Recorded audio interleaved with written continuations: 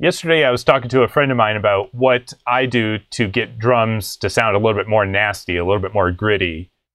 And so that's what we're going to be talking about today. And as I was preparing for this video, I was going through a couple of the things that I thought that I did that I ended up not doing, and it kind of surprised me. But before we get to those things, let's just start with just a few of the elements that help create the type of nasty and gritty drum sounds that I like to hear.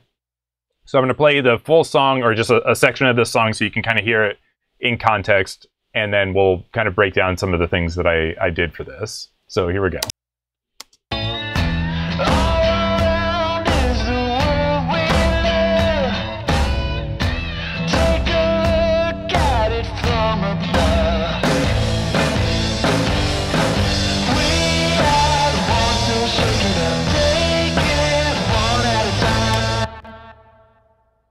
Okay, so one of the first things that I did is I put trigger on my bass drum. So here's what the bass drum sounded like before I did any sound replacement, and that's what trigger is. Trigger is a sound replacer for drums. So this is what the bass drum sounds like before.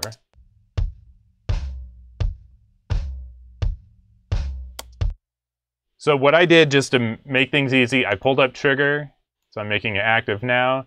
And then what it does is it just reads the waveform of whatever you are feeding into it, and then it replaces it with whatever sound that you want. So I just go to my browser, and I just picked, I don't even know where I got this one specific library from. I mean, this is from That Sound is the name of the library, but yeah, this one's called Bottoms Kick, and then Fuzzy Kick, and Subby Kick. So I feel like I picked and choose from different places to create this one. And then, yeah, so this is what it sounds like now.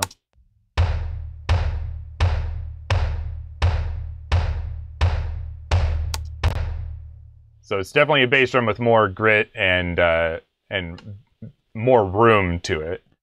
The next thing that I did is this is what my snare drum sounded like.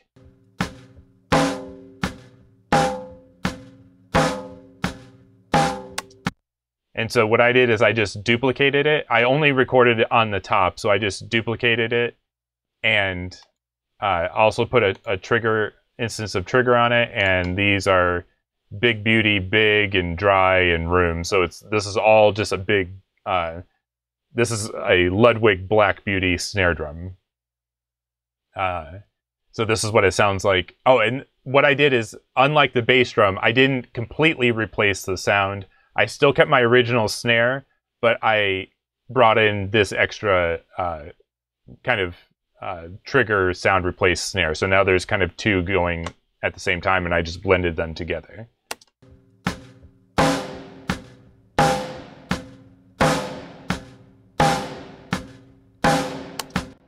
Because I still liked a bit of the attack that I had from my original snare. And sometimes when you sound replace drums that you've got, they can almost sound too perfect. I mean, because a lot of times these samples have been recorded in really nice studios with great gear, and they've been dialed in super perfect, But I don't necessarily like that on every song that I do. So I'll still keep my original drums in there sometimes. That's what I do to kind of get my kick and snare happening. So here it is, the kick and snare.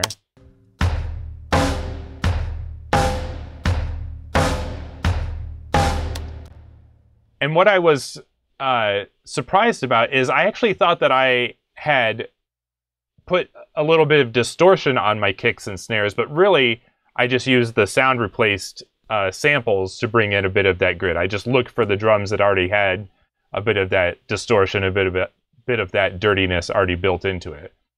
But what I do sometimes here is I will create an aux track, which is what I did right down here. I call this Distortion Effects, or Dist Effects, and I put a Devil Lock plugin from Sound Toys.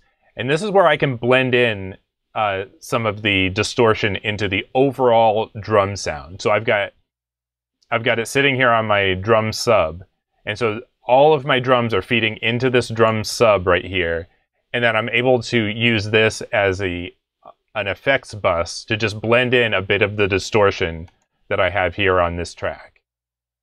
So without it, this is what the entire drum set sounds like. Actually, let me just solo the drums so we can hear what we're dealing with. So these are the drums without any of the distortion.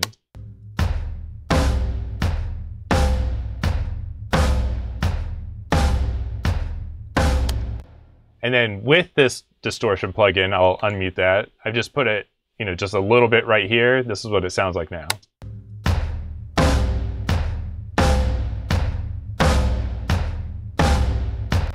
And it's probably not a huge difference. I'll keep it going, but I'll toggle the mute on and off. It's not a big difference, but for what I needed for this song, I just wanted just a little bit more. So here's what off, and then I'll put it back on.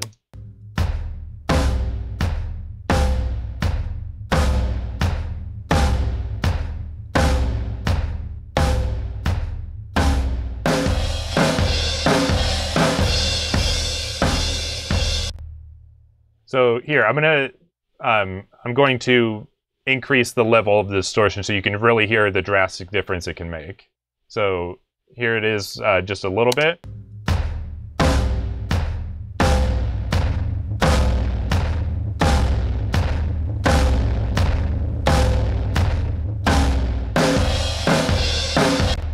So as it got more and more, you could totally hear why I didn't keep it up there all the time, because it can really get out of control with this Sound Toys Devil Lock. It's a nasty little booger. So, but it's one of my favorite little boogers. Do people have favorite boogers? I don't know. I do.